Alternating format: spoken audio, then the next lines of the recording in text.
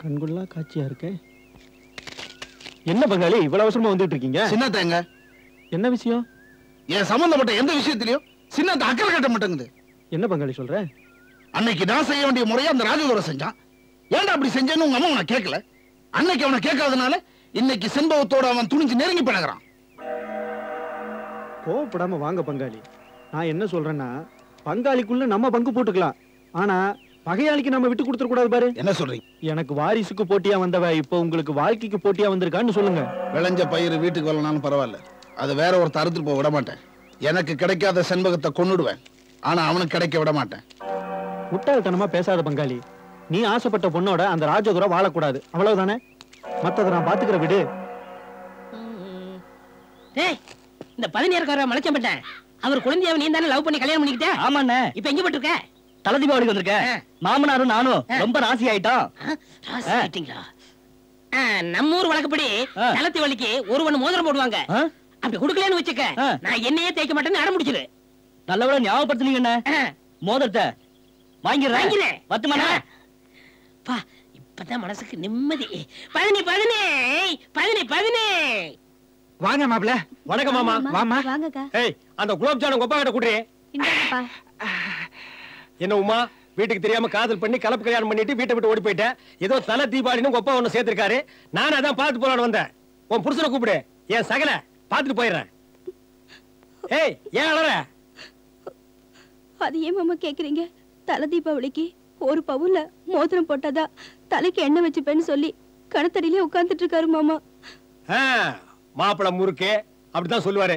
சரி, நான் கூப்பிட்டாலும் கூப்பிடு. சரி மாமா. ஓ, இங்க பாரு, குடும்பத்துல இவ்வளவு குழப்பம் இருக்கு. ஒப்ப குலோப் ஜானை உறிஞ்சு உறிஞ்சு சாப்பிடுறான். மருமக தலைக்கு எண்ணெய் வைக்க மாட்டேங்கிறா. மாமனார் குலோப் ஜானை யாருக்கு மிச்சம் வைக்க மாட்டான் போல இருக்கு. நல்ல குடும்பம் உங்க குடும்பம். பாரு என்ன கவ கவரான்னு. ஏமா குலோப் ஜான் வீட்டுல செஞ்சதா? ஏன் வெளியில வாங்கினா நீ திங்க மாட்டியா? அதான் நாய் எலும்ப கவன மாதிரி கவரே கவ்டா. ஐ டோன்ட் லைக் ஹிம்னு சொல்லிட்டாரு மாமா. அப்படின்னா அவருக்கு உங்களை பிடிக்கலையா? உன்னை கூட தான் எனக்கு பிடிக்கல. அதுக்காக நான் வீட்டுக்கு வராம இருக்கேனா? இப்ப எங்க அவன்? கிணத்தடியில. நான் வர்றேன்.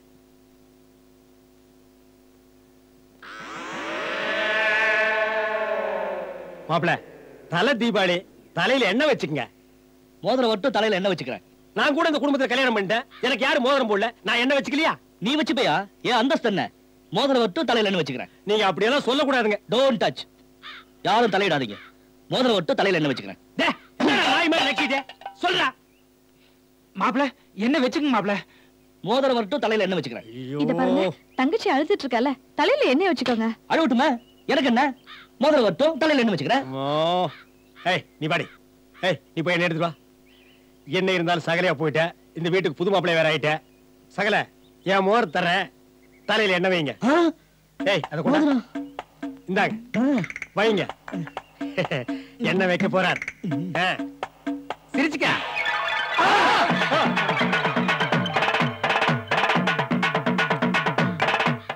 ஏய், வைக்காத. ஏண்டா இந்த தலையில எண்ணெய் வைக்கிறதுக்காடா 1 பவுன் மோதிரம் கேட்ட? திரும்புடா.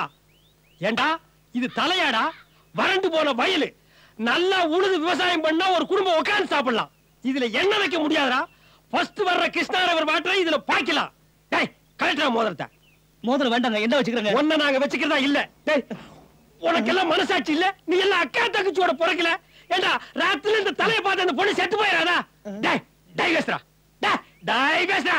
டேய், நிக்காத. டைவர்ஸ்ரா. மாவன புடிங்க அவன. நில்றா, நில்ல. டேய், நில்றா. அந்த பின்னால இருக்கிற கொஞ்சமும் இப்பவே எரிஞ்சு போட்டும். டேய், மதுரைய கண்ணகி எரிச்ச மாதிரி அவன் மண்டையில் இருக்கிற நான் எரிச்சிடுறேன்.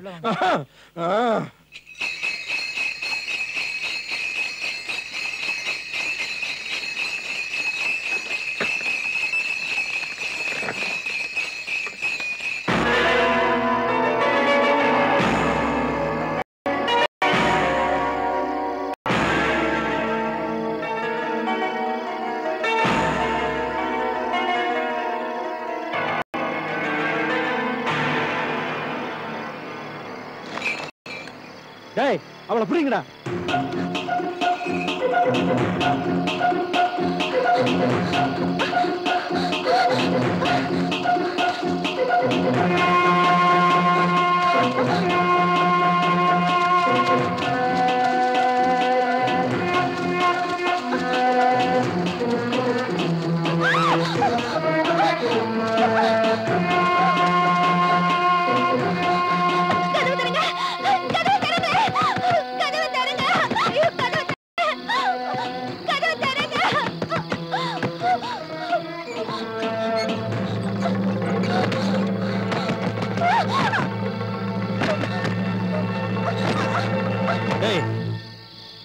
இருங்கடா. ஏண்டா உனக்கெல்லாம் அறிவு இல்ல? பொம்பளை கிட்ட இப்படி நடந்துக்கிறதுன்னு ஒரு விவசாயம் வேண்டாம். இப்ப நான் கூப்பிடுறேன் பார். அம்மினி கண்ணு மாமன் வந்திருக்கிறனல்ல, கதவை திறந்துடுற ராசா. திறந்துடுமா கண்ணு? திறக்க மாட்டியா?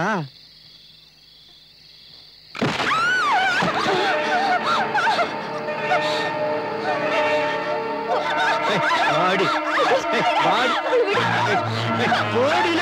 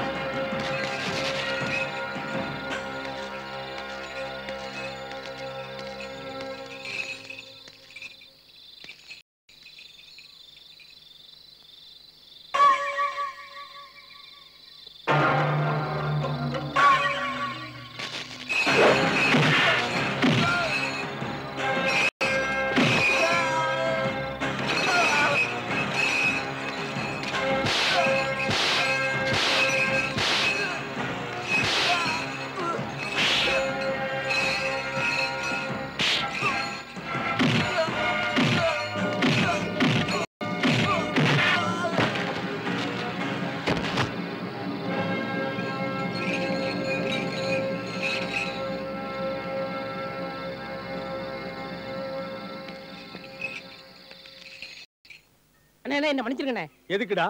இனிமே ஊருக்குள்ள எந்த குடும்பத்தையும் பிரிக்க மாட்டேன். இனிமே நீ எந்த குடும்பத்தையும் பிரிக்க முடியாது. ஏன்? ஊருக்குள்ள இருந்த எல்லா குடும்பத்தையும் தான் பிரிச்சிட்டியே.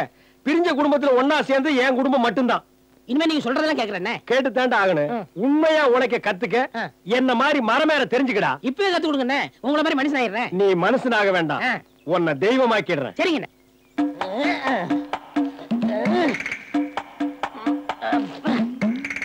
என்னடா மேல போய் செட்டில் ஆயிட்டியா? செட்டில் ஆயிட்டேண்ணே. சரி, அந்த அருவாளை கீழே முதல்ல போடு. அந்த இடுப்புல இருக்கிறதையும் கழட்டி போட்டு, அந்த கால் இருக்கிறதையும் புடிக்கி போட்டு. அப்ப நான் எப்படி இறங்க முடியும்? வேற பைபாஸ் ரூட் இருக்கு, அது வழியா இறங்கிடலாம். இப்ப நான் என்ன செய்யறது? நீ ஒண்ணும் செய்ய வேண்டாம், அப்படியே கீழே குனிஞ்சு பாரு, அவங்க செஞ்சிட்டு இருக்காங்க. ஐயோ, என்ன தம்பி? இனிமே எந்த குடும்பத்தையும் பிரிக்க மாட்டேன்.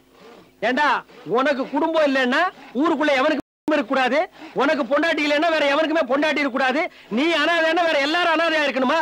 உன்ன மாதிரி ஆளுக்கெல்லாம் இதாண்டா ஜட்ஜ்மெண்ட். அண்ணா இனிமே செய்ய மாட்டேன், என்ன காப்பாத்துங்க. டூ லேட், நெக்ஸ்ட் ஜெனரேஷன்ல சந்திப்போம்.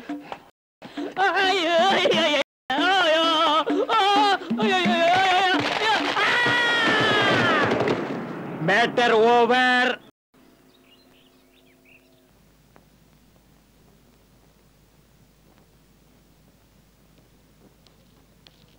என்ன பங்காளி, ஏதோ பெரிய திட்டம் போட மாதிரி தெரியுது. என்ன திட்டம் போட்டாலும் தான் அந்த ராஜதுரை ஒண்ணும் பண்ண முடியலையே. இன்னும் கொஞ்ச நாள் அவனை இப்படி விட்டு வச்சோம், நாம ஊரை விட்டு போக வேண்டியதுதான். இப்ப என்ன பண்ணலாம் பங்காளி? அதுக்கு ஒரே வழிதான் இருக்கு. முதல்ல நான் கேட்கறதுக்கு பதில சொல்லு. உனக்கு உங்க அம்மா வேணுமா, இல்ல இந்த சொத்து சோகம் பதவி வேணுமா? ராஜதுரையுடைய அம்மா தப்பா நடந்துகிட்டாங்கன்னு உங்க அம்மா பண்ண சதி திட்டம் என்னைக்காவது ஒரு நாள் இந்த ஊர் ஜனங்களுக்கு பொய்ன்னு தெரிஞ்சதுன்னா நீங்க இந்த ஊருக்குள்ள இருக்க முடியுமா? நிச்சயமா இருக்க முடியாது. கட்ட பஞ்சாயத்துக்காரன் உங்க அம்மாவை கொன்னுட்டான்னு வச்சுங்க, இந்த ஊர் ஜனங்க என்ன தெரியுமா நினைப்பாங்க? தவறு செஞ்ச தான் அம்மாவை காட்டி கொடுத்த நாச்சியார கட்ட பஞ்சாயத்துக்கார கொன்னுட்டான்னு நினைப்பாங்க. பங்காளி, பார், சுகபோகமான வாழ்க்கையை விட்டுட்டு ஏழ்மையான வாழ்க்கை வாழ முடியும் நீ நினைச்சா உங்க அம்மாவை கூப்பிட்டுட்டு எங்கேயாவது போயிடு. அப்படி இல்ல இதெல்லாம் நீ அனுபவிக்கணும்னு ஆசைப்பட்டா உங்க அம்மாவை நீ இழந்துரு. இப்ப என்ன என்ன செய்ய சொல்றீங்க? பதவிக்கு ஆசைப்பட்டா பந்தபாசத்தை மறந்துடணும்னு சொல்றேன். பெத்த தாயாச்சேன்னு யோசிக்கிறேன். பங்காளி, தாகத்தை தீக்காத தண்ணி கடல்ல இருந்தா என்ன, கங்கையில இருந்தா என்ன, வாழ வழிகாட்டாதவ தாயா இருந்தா என்ன, தாரமா இருந்தா என்ன, எல்லாம் ஒண்ணுதான். ஏன்டா என் குடும்பத்தை எப்படி கெடுக்கிற? குடும்பத்தை கெடுக்கிறத பத்தி நீ என்கிட்ட சொல்றியா? பங்காளி, நான் சொல்றத சொல்லிட்டேன். இனிமே உங்க இஷ்டம். நீங்க எப்படி வாழணும்னு நினைக்கிறீங்களோ வாழ்ந்துட்டு போங்க. கொஞ்சம் இருங்க. பட்டமரம் விழுகிறத வேதனைப்படுறதை விட வளர்ந்த செடியை வாடாம காப்பாத்துறதுதான் புத்திசாலித்தனம். சின்னதுரை, நீ உசுரோட இருந்து கொடுக்க முடியாத கௌரவத்தை செத்து கொடுத்துருங்கிற. ஒரு பெத்த பிள்ளைக்காக தாய் இந்த தியாகம் கூட செய்யலினா எப்படி? அடுத்து என்ன செய்யறது பங்காளி? கட்ட பஞ்சாயத்துக்காரன் வச்சிருக்கிற மாடுங்க மாதிரி வேகமா ஓடுற மாடுங்க இந்த ஊர்லயே கிடையாது. அந்த மாடுங்களுக்கு சாராயத்தை ஊத்தணும், உங்க அம்மாவை கட்டி தூக்கிட்டு போய் அந்த வண்டியில போடணும்.